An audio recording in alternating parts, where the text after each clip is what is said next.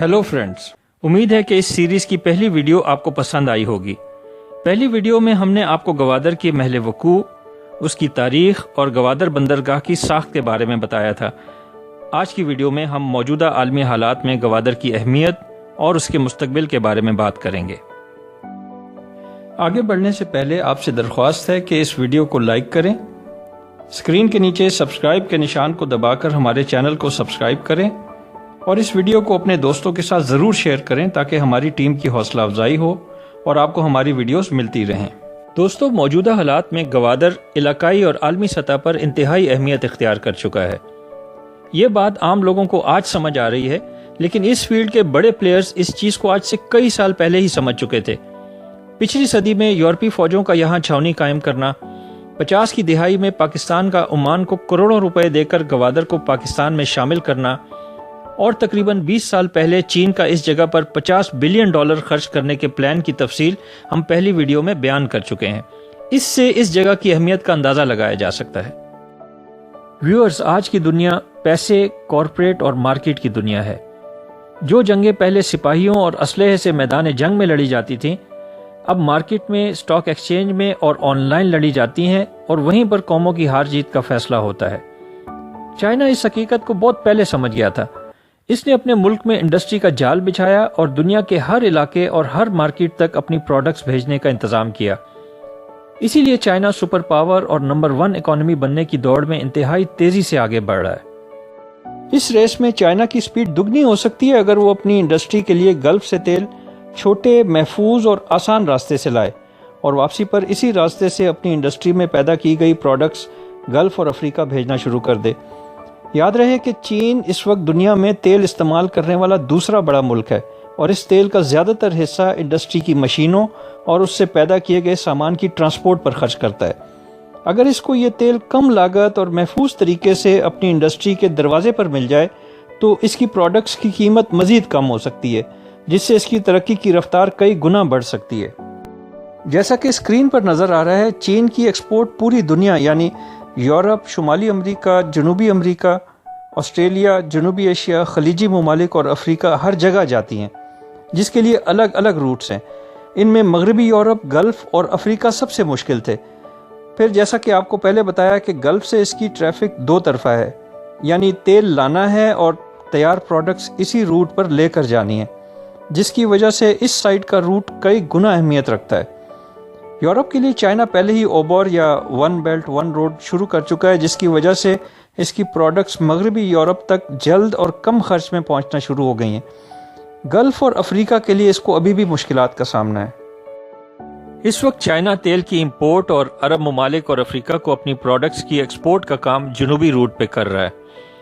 Viewers, Africa को आप बेकार या पत्थर के ज़माने का बरे-आज़म ना समझें। मुस्तकबिल में अफ्रीका की अहमियत को चीन अच्छी तरह जानता है। इसीलिए अफ्रीका में Djibouti, Mombasa, south Africa, Nigeria और दूसरी कई जगहों पर चीन की फौज और इसके कॉरपोरेट इदारे इंतहाई मजबूती से कदम जमा चुके हैं। अफ्रीका की अहमियत पे हम अलग से प्रोग्राम करेंगे। इस वक्त हम अपने टॉपिक पर वापस आते हैं। हम बात कर रहे थे चाइना से गल्फ और अफ्रीका के रूट की। दोनों तरफ यानी खलीज से तेल की इंपोर्ट और अरब और अफ्रीका की मंडियों और अहम मकामात पर कब्जा कायम रखने के लिए चाइना यही जनूबी रूट इस्तेमाल करता है। इसमें चाइना के लिए बहुत से मसाइल हैं। नंबर 1, ये रूट इंडियन ओशन यानी बहरे हिंद से गुजरता है, जो पूरी तरह चीन के असली दुश्मनों यानी जापान, ऑस्ट्रेलिया, इंडिया वगैरह के कंट्रोल में है। इस सारे रूट पर अमेरिकन नेवी भी बहुत बड़ी तादाद में मौजूद रहती है, जिसका अव्वलीन मकसद चीन पर नजर रखना है। इसलिए यह समझना मुश्किल नहीं है कि चाइना के बहरी जहाज और ऑयल टैंकर्स इस रूट पर कई दुश्मनों के दरमियान से गुजरते हैं। किसी एक मुल्क से भी अगर ताल्लुकात खराब हुए तो वो और बाकी मुल्क चीन की इंपोर्ट एक्सपोर्ट आसानी से बंद कर सकते हैं और चीन मैदान जंग में जाए बगैर जंग हार सकता है। कुछ अर्सा पहले श्रीलंका की बंदरगाह हेमनटोटा में चाइना का इन्फ्लुएंस खत्म करने के लिए इंडिया और अमेरिका ने श्रीलंका पर जबरदस्त प्रेशर डाला। इस बार तो श्रीलंका ने किसी न किसी तरह ये प्रेशर बर्दाश्त कर लिया, लेकिन कब तक? इस रूट पर मौजूद छोटे मुल्क जैसे इंडोनेशिया, फिलिपाइन, थाईलैंड, श्रीलंका वगैरह किसी भी वक्त प्रेशर में आकर चीन के लिए मुश्किलात पैदा कर सकते हैं। इसका एक ही मुस्तकिल हल है और वो ये कि बजाय इतने सारे मुल्कों से खुले पानियों में डील किया जाए, بہتر یہی ہے کہ سی پیک کی شکل میں ایسا روٹ بنایا جائے جو ان سب ملکوں کو بائی پاس کرے اور ایک ہی ملک کے درمیان سے چین اور عرب ممالک کے درمیان ڈائریکٹ لنک بن جائے۔ پاکستان کی جغرافیائی شکل ایک ایسی نعمت ہے جس سے چین تو فائدہ اٹھانا چاہتا ہے، لیکن شاید پاکستانی اس سے فی الحال فائدہ نہیں اٹھانا چاہتے۔ یہ تو تھی اس جنوبی روٹ کی سیکیورٹی کی سچویشن۔ دوسری طرف خرچے کے حساب سے بھی یہ روٹ چائنا کے خزانے پہ کافی بھاری پڑ رہا ہے۔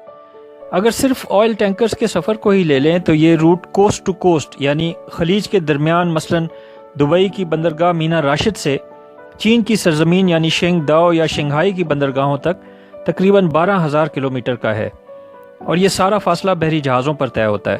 اس سفر میں تقریباً 25 دن لگتے ہیں، جس کا خرچ تیل، عملے کی تنخواہوں اور بندرگاہوں پر ریسٹ کرنے کی مد میں بہت زیادہ آتا ہے۔ دوسری طرف اگر چین مینا راشد سے تیل بحری جہازوں پر گوادر تک لاتا ہے تو یہ فاصلہ گوادر تک 870 کلومیٹر کا ہے، جو بحری جہاز صرف 2 دن میں طے کرتا ہے۔ اس کے بعد اگر چائنا اپنے پلان کے مطابق اس تیل کو گوادر سے سنکیانگ یعنی اپنی سرزمین تک ریل یا پائپ لائن کے ذریعے لے کر جاتا ہے تو یہ مزید تقریباً 3,000 کلومیٹر کا فاصلہ ہے، جو ٹرین میں زیادہ سے زیادہ 5 دن کا سفر ہوگا، جبکہ پائپ لائن میں اس سے بھی کم ٹائم لگے گا، یعنی دبئی سے کاشغر یا سنکیانگ تک تیل بآسانی 7 دن میں پہنچے گا۔ ان دونوں صورتوں میں یعنی ٹرین اور پائپ لائن میں نہ زیادہ عملہ چاہیے ہوگا اور نہ ہی جگہ جگہ بندرگاہوں پر رکنے کا بھاری کرایہ ادا کرنا پڑے گا۔ آپ کی آسانی کے لیے ایک مثال سے اس بات کو سمجھانے کی کوشش کرتے ہیں۔ جو تیل کا بیرل چائنا مینا راشد سے $35 میں خریدتا ہے، وہ اگر جنوبی روٹ سے جائے گا تو چائنا پہنچ کر $45 میں پڑے گا چائنا کو، جبکہ سی پیک سے تیل بھیجنے کی صورت میں وہی ایک بیرل تیل چائنا کو $40 سے کم میں پڑے گا۔ یہی صورتحال چائنا سے گلف اور افریقہ کی طرف جانے والے مال کی ہوگی، وہ بھی چائنا کو سستا پڑے گا۔ جب آپ ایک چیز کی قیمت دیکھتے ہیں یا ایک بیرل تیل کی قیمت دیکھتے ہیں تو یہ فرق اتنا بڑا نہیں لگتا، لیکن جب بات روزانہ کروڑوں بیرل اور پروڈکٹس کی ہو تو یہ $5 کا فرق بہت بڑا فرق بن جاتا ہے۔ ویورز، مستقبل میں گوادر پورٹ سی پیک کے ذریعے اس پورے خطے کی قسمت بدلنے والا ہے۔ ویسے تو چائنا نے سب سے پہلے اس کی اہمیت کو سمجھا اور اس میں انویسٹمنٹ کی، لیکن آج ساری دنیا اس کی اہمیت جان گئی ہے۔ ایران جو چابہار کے ذریعے اس کے مقابلے پر پورٹ بنا رہا تھا، اس نے اپنا پلان بدل کر سی پیک کا حصہ بننے کا فیصلہ کر لیا ہے۔ روس، جس نے بلوچستان کے گرم پانیوں تک پہنچنے کے لیے اپنا ملک تڑوا لیا، وہ بھی اب کاشغر سے سی پیک میں سے اپنا رستہ نکال رہا ہے تاکہ گوادر پورٹ سے تیل اور دوسری چیزیں امپورٹ یا ایکسپورٹ کر سکے۔ اس بات کو بھی رد نہیں کیا جا سکتا کہ چائنا کے زمینی راستے اور انڈسٹری پہ انحصار کرنے والے چھوٹے ممالک مثلا نیپال، بھوٹان اور سینٹرل ایشین ممالک مثلا کرغزستان، تاجکستان، ازبکستان، ترکمانستان اور قزاقستان بھی آخر سی پیک کا حصہ بن جائیں گے، کیونکہ یہ سب ملک ایسے ہیں جن کو یا تو سمندر بالکل لگتا ہی نہیں ہے، اور اگر قزاقستان کو کیسپین سی لگتا بھی ہے تو وہ تجارتی لحاظ سے کوئی فائدہ نہیں دے سکتا۔ امید ہے پاکستانی اور چینی قیادت جلد سی پیک کا باقاعدہ آغاز کرے گی اور اس سارے خطے میں خوشحالی آئے گی۔ اسی کے ساتھ ساتھ سی پیک کے دوسرے اینڈ پر یعنی گلف اور افریقہ کے ملکوں کو بھی اس سے بہت فائدہ ہونے والا ہے، کیونکہ سی پیک کی وجہ سے ان تک چائنا کی پروڈکٹس جلد اور سستے داموں پہنچیں گی۔ ویورز، ان 2 ویڈیوز میں ہم نے کوشش کی ہے کہ آپ کو گوادر پر زیادہ سے زیادہ معلومات دیں۔ اس سلسلے میں اگر آپ کا کوئی سوال یا رائے ہے تو کمنٹس کے خانے میں لکھ کر ہمیں ضرور آگاہ کریں۔ اگر آپ کو یہ ویڈیو پسند آئی ہے تو اس کو ضرور لائک کریں اور اپنے دوستوں کے ساتھ شیئر کریں۔